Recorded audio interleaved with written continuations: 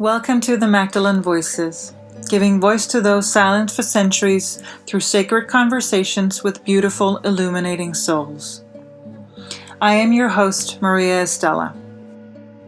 Today I am joined by Violetta Pleshakova for a sacred conversation about the double meaning of Mary Magdalene. You will hear us dive deep into both Mary Magdalene the person as well as the Magdalene consciousness. Violetta is a blueprint changer and a Mary Magdalene devotee. Her work as a transformational trainer, intuitive mentor, and inspirational speaker is dedicated to helping stellar souls discover and live their truth. In her one-on-one sessions, online classes, and live events, Violetta blends ontological coaching with intuitive modalities such as Akashic records and energy work. Violetta holds a PhD in cultural studies and has years of experience in leading personal development and coach training courses. She is a real citizen of the world and divides her time between Amsterdam, Berlin, Moscow, and southern France. She is currently in the process of creating an in-depth online program about the gifts and revelations of the Magdalene consciousness. Before we begin, I invite you to remember, as always, take only that which serves you and leave the rest.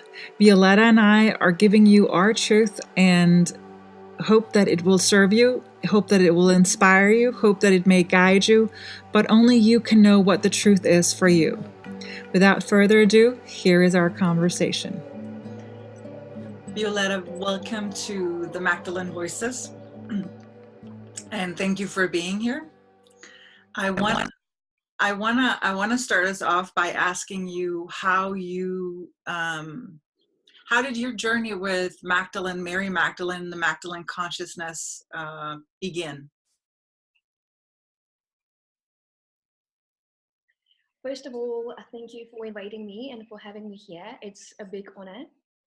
And when it comes to my journey, I believe it started long before I was born. I do know that this is not the first time around that I'm working with Mary Magdalene and the Magdalene consciousness. But in terms of my journey in this incarnation, I was born in Russia, and I was born with the veil open. So as a little child, I remembered past lives. I saw things. I perceived the other side very, very clearly. And this stayed with me for a long time. And of course, it gradually, I would say, dimmed and got covered up when I was a teenager. I had to adjust to society. However, I believe that I still had in me, in my heart, this deep connection to the divine and this deep connection to what I now call Magdalene consciousness. And I think I did a circle. I made a circle from being so open and so connected in my childhood to going away from it, to coming back. And then 2 years ago, in summer 2015, I started my journey with the Akashic records. And that also happened in a very special way. Like most things in my life, it just appears out of nowhere. It doesn't come from the head. It is just there. One morning, I wake up with knowing about Akashic records. And of course, it can be so that maybe I read about it somewhere, and then accidentally it kind of resurfaced in my head. I don't know. But the story goes, I was just aware of the existence of Akashic records, and I knew I had to explore more. And so I did. And when I received my reading, I was told that my soul belongs to Order of Mary Magdalene. That's how I decided to go on that journey. I thought, okay, I need to know more. And of course, years before that, I read Da Vinci Code, and I was aware of scientific exploration of Mary Magdalene. I was aware of the Dead Sea Scrolls and Gospel of Mary Magdalene, but it was never consciously my choice to go and explore it. Only when I received a confirmation of this connection from the Akashic records, I deliberately started to explore it. And the strongest exploration came this year 2017, because for New Year, I did a card reading for myself with my favorite deck, Keepers of the Light from Kyle Gray, beautiful deck. And for my spiritual life, I got Mary Magdalene. And in that deck, Mary Magdalene stands for Voice of Truth. and teacher awakening, speaking your truth. So it was a very clear call. Okay, after 2 years of being aware and connecting with her in my meditation sometimes, but not doing much about it, I knew this year is about Mary Magdalene. Yeah. So I went on a very deep Mary Magdalene journey. And this journey was inwards journey. Not so much outwards journey, but inwards journey. I think that makes me what you would call Gnostic, because Gnostics believe that we can have direct experience with the divine. That's what I believe in as well. I believe we don't need necessarily to read 1 million books or to go to South France on a pilgrimage to connect with Magdalene. We can do it from our heart.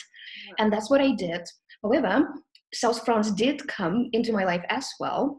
And how it happened, it's so interesting because I think we connect with archetypes and we connect with ascended masters and we connect with goddesses and with different expressions with divine feminine when we are ready. So for 6 years, I've been coming to South France because my father has a little holiday apartment there. For 6 years? And you know what, for 6 years, I had no idea whatsoever about Mary Magdalene places. I only got to know about it like a year ago.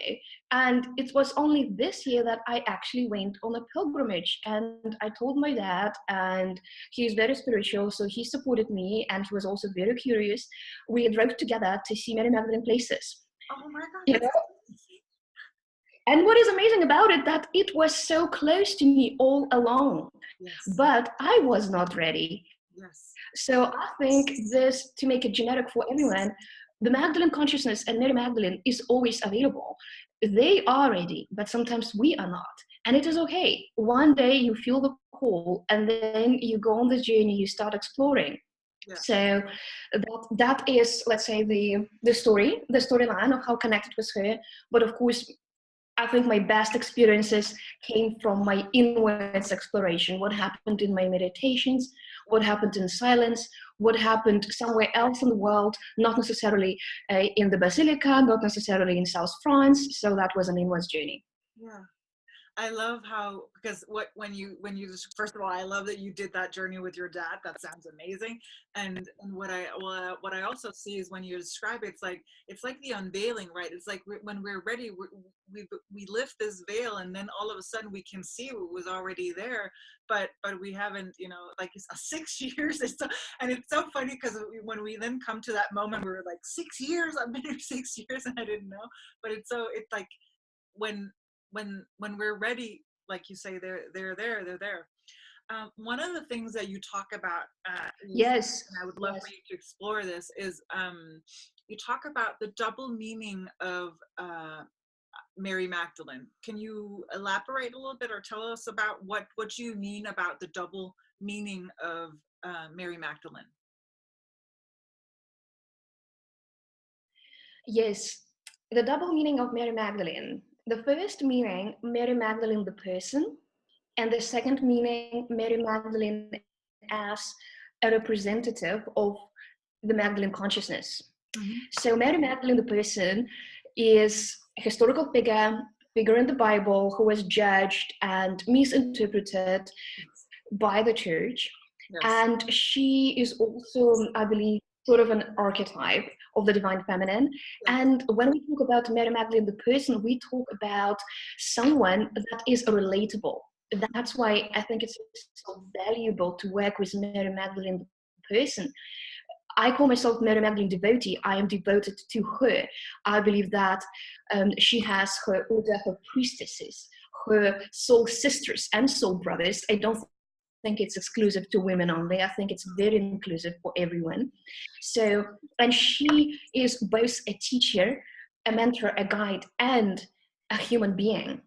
Yes. Who lived a human life, who knows human challenges, who walked this earth, who was embodied, who was physical. And that is, to me, what makes her very relatable and very inspiring to us. So that is Mary Magdalene the person. Yeah. And I think that there is more than that. There is also a modality of consciousness. Mm-hmm. There is also this collective stream of consciousness, a flavor of divine feminine energy that is known as Magdalene consciousness. Mm. And that, to me, is something larger than one individual, something bigger than any word can describe. It is a presence, Mm. it is a frequency, it is a flavor of vibration, Mm. it is a wavelength that some of us feel called to tune into, because some of us resonate with that stream of consciousness, because I do believe that we carry part of it in us. Yes. We belong to it, or we can join it, because it's open. It's like a river flowing, and each person can feel this resonance and step into it and work with it and be enriched by it and become a vessel for it to come through. Yes. I'm just sitting here going, yes, yes, yes. I'm like, hey, man. One of the things that I really loved about you, what you just said, is that, and I think that's very important, because very often we see Mary Magdalene as this historical figure, and she gets put on this pedestal where it's like she's this unattainable, just as much as Yeshua does, Jesus does, is like they're put on these pedestals and revered as these magnificent creatures. And it's like, but what they said and what they taught over and over again was that what we can do, you can do. Like and they meant that literally. It wasn't some fluffy spiritual thing. It was the work that we do, the shit that we go through, the darkness we transform to light. That is for you to do as well, and you can do it. And so that's what I think is very important. And I love that you said that she was a woman, she was a mother, she was a wife, she was a lover, she was a someone who made mistakes, she was a teacher, she was a master, she was all of these things that are not portrayed in the Bible. And it, for me, it makes sense that the Bible does not portrays her the way that they do, because that's what fit into the patriarchal ways and the way that religion was. But for me, she was a revolutionary. She was a rebel together with Yeshua. I wanna ask you, what does she? Because it could be easy to say, well, she lived 2,000 years ago, more than 2,000 years ago, and like, but what value does she serve for us today, do you find? That's a great question. But first, what I want to say is, you see, I think we will never know the full truth about Mary Magdalene the person, Mm. because facts can be twisted. Yes. History is tricky, and I think truth is just there, but human interpretation of truth is multi-layered. And that's why I believe everyone is entitled to have a personal Magdalene story and a personal Magdalene experience. So it's not my aim at all to dig out the truth. I love the fact that many researchers are digging into it and that more and more is coming to the light. That is amazing, it's needed. However, I do believe that her value is not in being a historical figure per se. Her value is in being an inspiration. Yes. And when I think of it, I think currently for the world, for the awakening divine feminine, for our collective evolution, for light workers, for star seeds, for stellar souls, as I call them, who are conscious, who are awake, who are cosmic beings living human lives. The value of Mary Magdalene is manifold. And I think she, as well as other ascended masters or figures, is someone who can be referred to as our light shadow. We all know the concept of dark shadow, our disowned parts, traits that we don't like about ourselves, the dark shadow. And there is also in shadow work the concept of light shadow. Light shadow carrier is someone who embodies our most bright and our desired qualities. And sometimes we think that we don't have them. I so agree when you say that sometimes we put those figures on a pedestal and then we think, oh, I'm not like her. Who am I to be a teacher? Who am I to be a leader? Who am I to have a sacred relationship? Who am I to be an alchemical sexual priestess? Who am I to walk my truth and walk my path in the world? I am just a humble human being. But no, I think Magdalene is this light shadow. And when we are devoted to Magdalene, or when we feel called to work with Magdalene, to me, this is a sign that we see in her our potential. She mirrors back to us everything that we can be, and more than that, everything that we are becoming. Yes. That, I think, is her value. She is an inspiration, and human beings relate to stories. Human beings find it difficult at times to relate to abstract concepts, and she makes abstract concrete.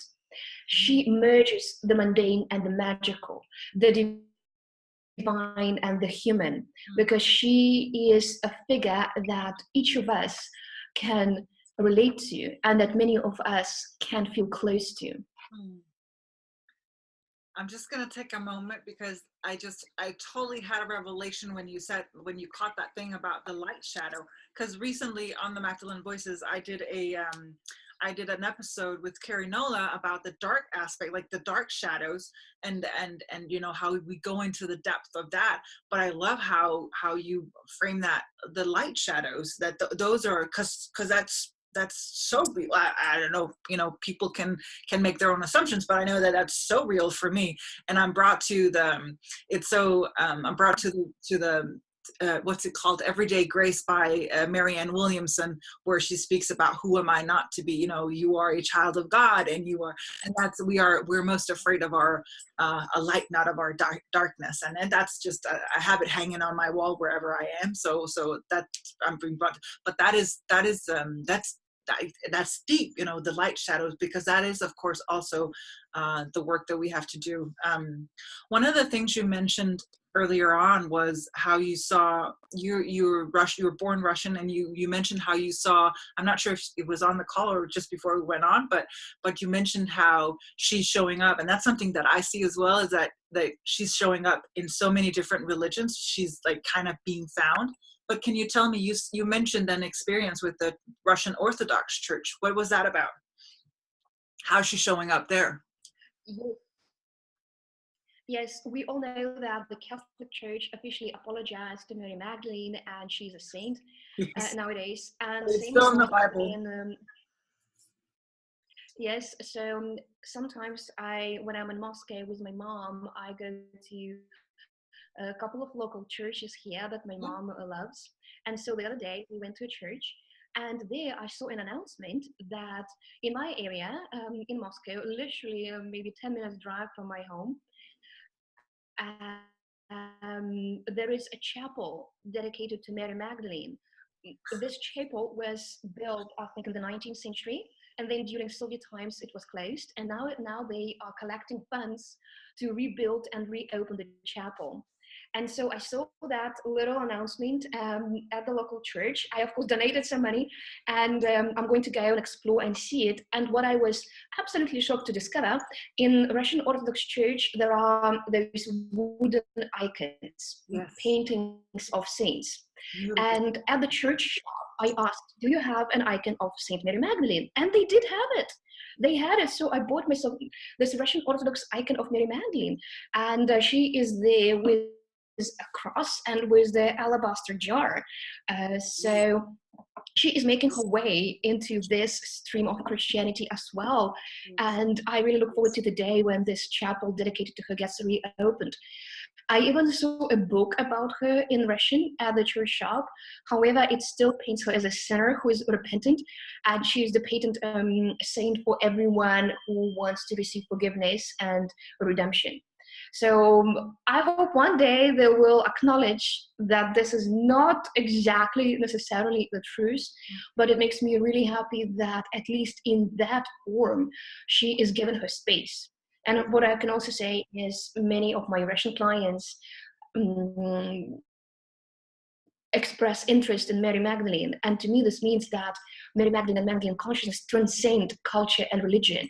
Yeah. I have people who attended my online class about Mary Magdalene coming from all walks of lives and religion, people from Hindu tradition from India, people from a Russian Orthodox tradition, people from all kinds of traditions, because it is so universal. I believe that it doesn't matter who we are. There is something for everyone if we feel called to explore that. And for me, I believe that Mary Magdalene is just, quote unquote, the latest embodiment of the divine feminine. We have had many, Kwanjin, we've had many goddesses or gods or teachers throughout history who have embodied the divine feminine, and I believe that she's, quote unquote, the latest one to have been here, really, in that sense. And for me, one of the reasons I believe that she or the consciousness is finding its way back into Christianity is simply because the way that it's been modeled or formed for the past 2,000 years, they have, and this is my opinion, and everyone may have their own, so just listen with an open heart and then take what serves you and leave what doesn't. But they've molded Yeshua into a man that's, that hardly exists anywhere, and they've removed everything that had all of the qualities of the divine feminine. They've removed the knowledge, the knowing, the nurturing, the caring, and now we know, like, there's a call for that, because it is for us to nurture those two, both the divine feminine and the divine masculine, both within ourselves and within our world. And I believe that's why many people are leaving religion. I've said this on the show before, but I'm born and raised in Denmark, and we have, I think, one of the only countries in the civilized world that has, or industrialized world that has, a state religion still, and our churches are empty. And I believe one of the reasons is because we've left out the feminine, the divine feminine part, and that is what is that's what people are craving. Because because the scale is so, like, the balance is so tipped, and so for me, the call for the divine feminine is also a call for the divine masculine to rise. It's to create the balance in the world. How do you see that, if any, and what are your comments or thoughts? I definitely see how Mary Magdalene and Magdalene consciousness speak into this gap that we have, and they are here to fulfill a burning need, a need for new role model, and a need for a role model that merges the divine and the human. When it comes to divine feminine and when it comes to the feminine, for the last 2,000 years, the only acceptable role model, as we know, was the Virgin Mary. But that is not going to do it anymore. We cannot solve the challenges that we have nowadays by only staying in the spiritual, by only being pure and light. We also need to bring and own the human part. And I think that's why Mary Magdalene is now stepping forward, and she's making herself available as a role model for that. She is coming here to inspire us and to make it okay to be sexual, to make it okay to be embodied, to make it okay to be imperfect. And she's showing us that you can own your humanness as much as you own your divinity. So that is the gap. Yeah. And another aspect here to me is she, I think, is important for spiritual leaders, spiritual entrepreneurs, light workers, healers, modern mystics, and that group of people, because many of us, being star seeds and cosmic souls, find it really challenging to be on Earth. And I'm going to speak for myself, and I know some people can relate, because I hear that from colleagues, from friends, from clients, that as star seeds, as souls who are coming to bring light, who are coming to bring healing to this planet, when we face the density of the third dimension, when we face violence, restriction, competition, fear, all of that, and when we just face our imperfection as humans, we don't know where to turn to. Sometimes we just feel so tired, so exhausted, so frustrated that we just want to exit. Yes. And I have such feelings really often. I have to confess, I'm not going to lie and pretend that I'm over it, because I'm not. Every once in a while, I feel just so weary on the soul level, and I feel on the one hand side so upset and frustrated with the way things are, but on the other hand so passionate about my purpose and so called to make a difference that I need something to hold on to. And to me, Mary Magdalene is a role model and a mentor, because when I connect with her and when in my devotional practice I meditate and ask her for advice, so ask her for guidance, I see in her a woman who managed to reconcile the divine and the human, because I believe when she incarnated the way she did as a person, she knew the plan. She was well aware that it's not going to be a bed of roses, that it's not going to be a walk in the park. Can you imagine and just humanly relate to what the woman had to go through? The grief of losing your beloved, the grief and the agony and the pain of persecution, and then later on being slandered and misjudged and misinterpreted for thousands of years. And she had the endurance, she had the spiritual stamina and the willpower and the incorruptibility to stand in her truth. And I think sometimes when I think of her and what she had to endure, why am I even complaining? And that gives me my fire back. And this inspires me to keep going, because I know I have a purpose. I know I have divine gifts to share, and everything else I can work through. As long as I stay devoted and dedicated, and as long as I have a very strong spiritual foundation, and as long as in my heart I keep the door open to be connected with the divine, to be connected with my soul and with soul light. And the Magdalene consciousness is coming in to show us that we are not alone. We are supported, we are helped, we are guided. So to all light workers, starseeds, healers, and spiritual entrepreneurs, spiritual leaders, conscious souls, I want to say, the Magdalene consciousness is offering help. I also believe that they, or she, Mary Magdalene, they don't need anything from us. She lived with that for 2,000 years. It's not like, she needs to be redeemed or she needs us to clean her name. I don't believe that she has a personal agenda. She doesn't. She can handle it, okay? Like she can handle it all right. Yes. But we need her. Yes. And a personal story to that, the night before, I was about to go to the Basilica at St. Maximilian de la Saint-Bon with my dad. I was sitting in the evening in prayer and meditation, and I wanted to create a context, a sacred intention for my visit to the Basilica. And I was asking for divine guidance. What shall I pray for? What offering shall I make to Magdalene? And nothing was coming. No personal wish, no personal request, no personal desire. I just didn't want to make it so personal. And then it just came upon me, that knowing. And I heard the words from my soul, from the depths of my being. I'm not coming to ask for anything. I am coming to connect. That is, I think, the meaning. We are not here to ask her for anything, although of course we can, and I'm sure she will respond. I believe the divine is not stingy. We can get our prayers answered always.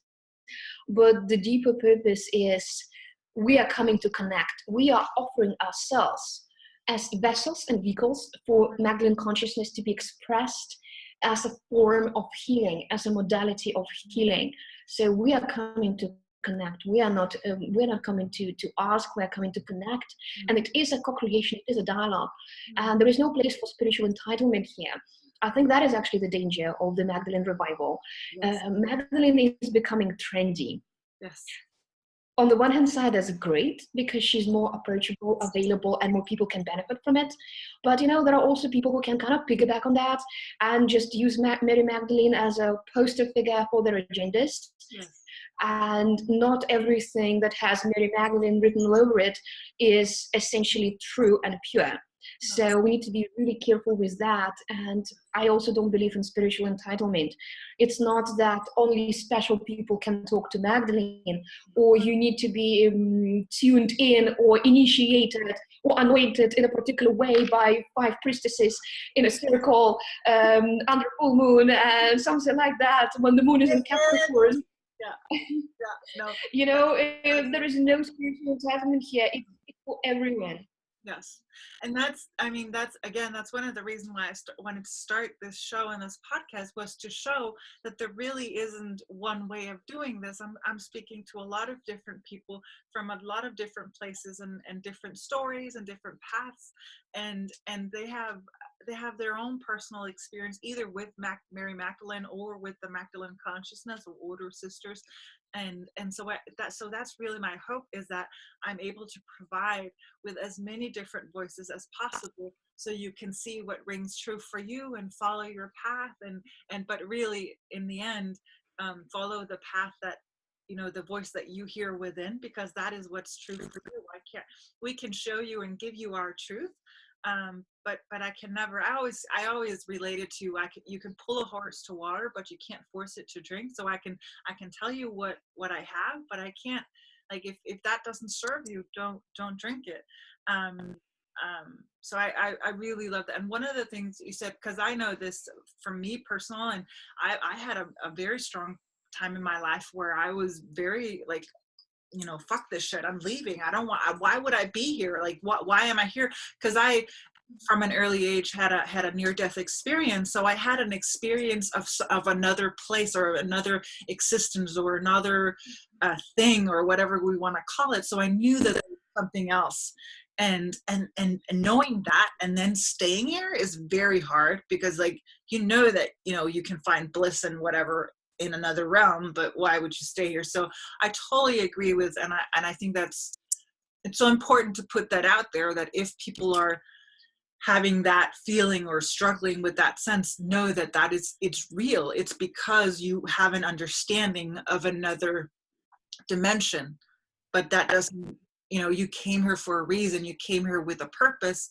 So, and one of those things is also, I think, going through that, in order to understand your purposeful, what was the question I had? There's so much that came up, but now, what did I have? I feel like I love how you, like, how passionate and embodied you are with it, and how truthful you are, because again, it's not all glitter and rainbows. I remember when I first made my choice, my first choice was a choice for love. I didn't know anything else. That's what I heard. My choice is for love, and I chose that. And I thought, choosing love, then love is supposed to be it. But then, choosing love is not a, let's just say, a walk in the park. It's the hardest thing to do when people are showing you anger and hate and judgment. How can you stay in your power and choose love? I'm not talking about, there seems to be sometimes this, like, what would I call it, spiritual deniement, like denying, where you're like just glossing over the fact, like, if the house is on fire, you're not going to sit in the house and just pray or meditate. You're going to go find a bucket of water and do something about it. And and I think that's what she did. And I, for one, will say that I've been in the beginning of my journey, and I still have that to some part. I work on forgiveness of the church, and because of what they've done to not only her but to Yeshua as well. And I had I guess my real quote unquote breakthrough moment came when I was driving from one place to another. And in Denmark, wherever you go, you basically, there's churches everywhere. And I was driving past a church, and I just had this strong connection to Yeshua, and he was telling me, without these churches, my name would not be, or I wouldn't be as known as I am, quote unquote, and not known in the famous kind of sense, but people wouldn't know of me and my teachings if it not had been for what the churches and the patriarchy have done for the past 2,000 years. And that was kind of like, okay, that's where I can. Absolutely. What? Say that again. Well, and this brings me to the point that I have total goosebumps when you were telling this story of you hearing Yeshua say that. And Yes. I think very often we get too stuck on facts and formality and form. Does it live in a church? How you're supposed to worship? Where you're supposed to worship? We have become so restricted. That is so dogmatic. Yes. And I'm so for liberation from any box. Let's be free. Let's deepen our trust. Yes. Let's dive deeper into our personal experience. Let's develop discernment. Yes. And of course, it's not easy because if we are confused internally, we find it hard to discern where is the ego voice, where is the truth voice. But I think it's through making mistakes that we get to know which voice is real. We Yes. have to go on the personal journey. We have to make mistakes. We have to fail and then pick up the pieces. And this is how truth gets born. Truth is not going to be handed to us by an angel. It's going to be, Not? let's say, evoked. Yes, it is evoked. That's the right word. We evoke our truth from deep within. It's somewhere in our DNA, in our cells, in our blood, in our bones. We have to evoke the truth, and in parallel to that, we have to unveil. You said at the beginning, the unveiling. The unveiling is one of my favorite words. That's how I actually call my intuitive mentoring work. I call it the unveiling work, because that's we are taking off the layers of untruth. We are peeling off inauthenticity, and we have to dig deep, and it's a very brutal and messy and chaotic process at times, and so is life. So I think we gotta completely drop the idea that it has to be perfect, that it will be perfect, or that it is supposed to be easy. We're not here on vacation. We are here on a business trip on this earth. That's how I see it. We have an assignment, and many of us have deliberately chosen a complicated assignment because we are the ones with the strength of the soul to do it. If not us, then who? We knew that we signed up for something challenging, and I think Mary Magdalene and Magdalene consciousness are some of the modalities that help us transmute our pain into our purpose and alchemize our frustration, alchemize our anger, and let it shape shift into passion and into commitment. I'm just like preach. It's like I just hear this hallelujah. I'm just like yes, because what was like again I love the word unveiling as well. That's what I call it as well, and also that it's not. So one of the things that I know I've always known is that I was born very strong, like seemingly very strong. People perceive me as being very strong for some reason. I've never understood. And I also knew that I was strong. I just never knew why. I never knew why I was strong. Like until now. Now I realized, oh, it's because let's face it, we are talking about something that potentially within certain, religions are not, that's not the way to go. So we are talking about what we perceive as our truth. And so that's one of the things I find. And one of the things I find also with the Magdalenes is that they, first of all, like you said, they have, hold my hair. First of all, like you said, they have this sense of something like there's another realm, like they remember the connection. And the second thing I find, and that's what that's what I hear you say, is also that we have seemingly hard experience. Like it can be growing up, it can be, for me personally, it was being born into a family where my father was very depressed, and I was like on a daily basis, my skills as an empath and intuitive was trained because I had to discern, where is he at today? Is today going to be a good day or a bad day? And so there's I wouldn't call that an abuse, but I think that a lot of us that have this experience some kind of quote unquote abuse, whether it's physically, mentally, socially, in some kind of way. But those experiences were not meant to destroy us. It's not tests from the universe to see if we survive. They're actually lessons to be learned so that we grow stronger, so that we unveil ourselves, we spread our wings, and we become embodied masters of the divine. That was long. What did you have any comments? Absolutely. And this, to me, is something that can be expressed with the concept of crucifixion. I think that we relate to the story of crucifixion so much because each of us went through one or even more of experiences of crucifixion, not literally, but spiritually, emotionally, for some of us even physically. Yes. And I think Mary Magdalene experienced that as well. So Yes. that crucifixion means, and when he says, "Why have you forsaken me?" What does that even mean?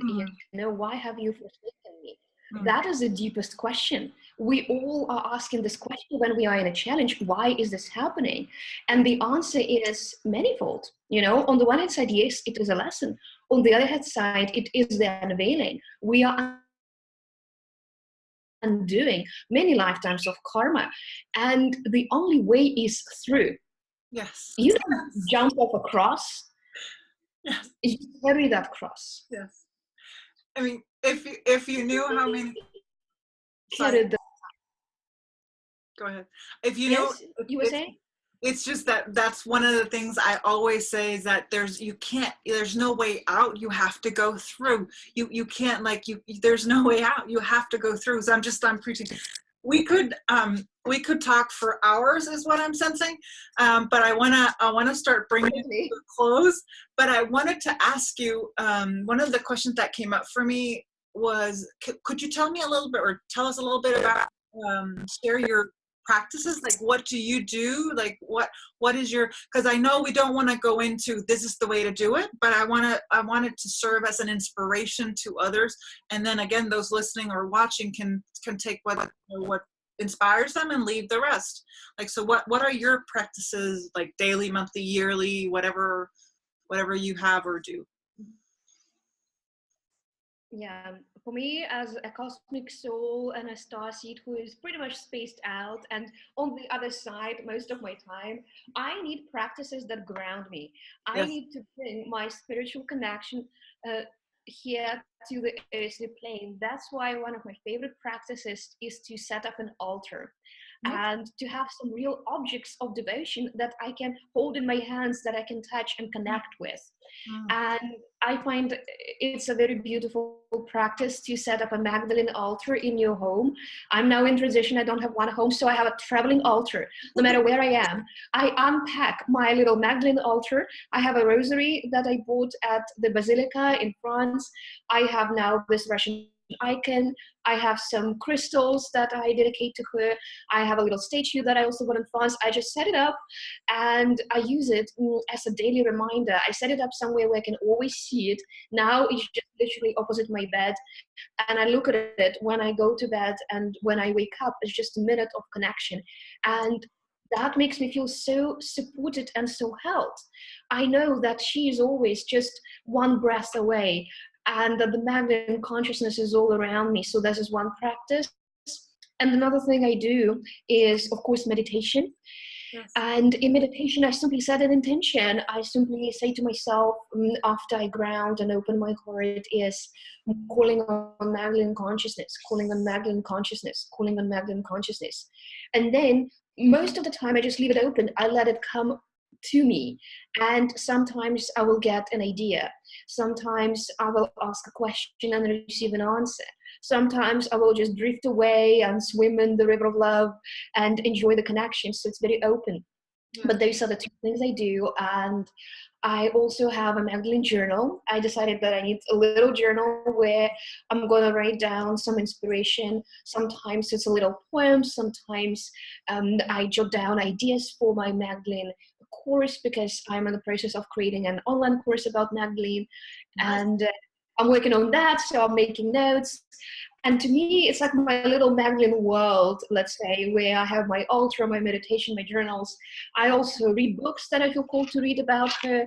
And I think I have my Magdalene radar always on. That's how I notice things. I notice books. I noticed this announcement at the Russian church. So my Magdalene radar is always on, and she's coming to me because I'm open. And I think anyone who wants to have a practice with Magdalene, just start with opening your heart and with declaring that you're open and available. And then if there's a job for you to do, it will be given. It will come as an inspiration.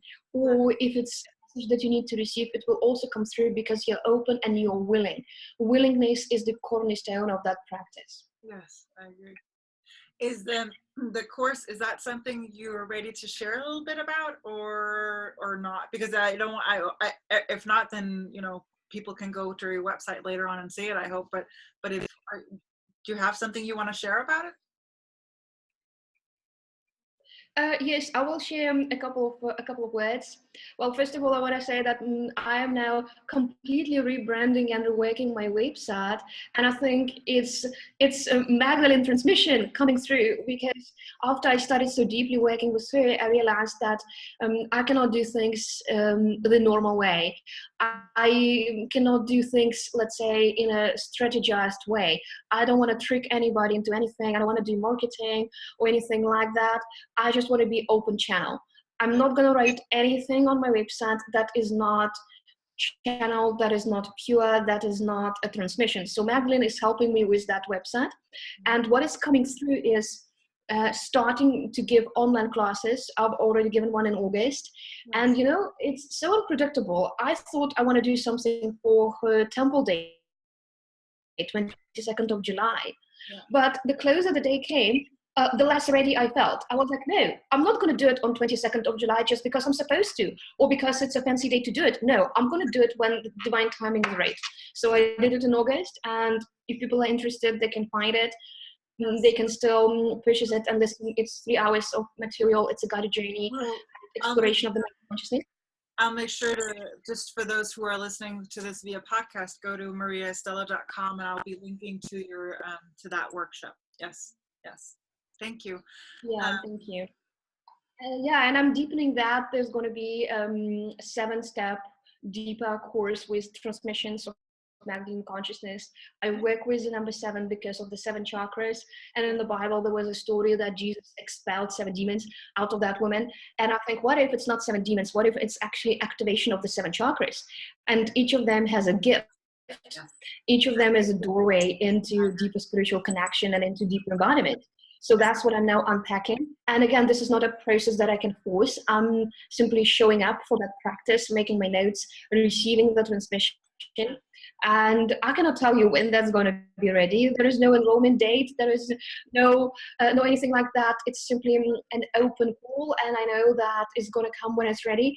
And I'm in service of that at the moment. Okay, wonderful. Well, once it's there, I want to be sure that I link to it from my website, so people can go to mariaestela.com, and then we'll be sure to link to it. I think this is it. I don't know. Is there anything else that you would like to say? Like, do you have any closing remarks? Or, because I'm like, my heart is full. I'm like, I'm happy. I'm just like, yeah, I'm just filled with gratitude. So is there anything you want to say before we get off? I just want to share with you my feeling of joy and warmth and goosebumps, and I'm feeling Magdalene sisterhood all around me. I'm feeling how they are telling us, good job, ladies. Let's have more of those conversations. Let's keep this going. And there is one line I want to share. It's the line that I got recently from Magdalene, and it goes like this: may everyone drink from my well freely. May everyone drink from my well freely. To me, that is her message for us at the moment. Everyone is invited to drink from that well. Everyone is deserving, everyone is worthy, and everyone is strong. We can do this. We are here for our purpose, and we have each other. We are supported and guided. We are always held, and we are always loved. So may we be blessed, and may we always remember the love in our hearts. And so it is. And so it is. Thank you, Violetta. Thank you. That is what we had for you in today's episode of the Magdalene Voices. I hope it served you well. If you are listening to this via podcast, know that you can go to my website, mariaestela.com. That's mariaestela.com for all of the deeds and the details. Finally, I hope you will take a moment to either leave us a comment or review and share it with your friends on social media. God bless.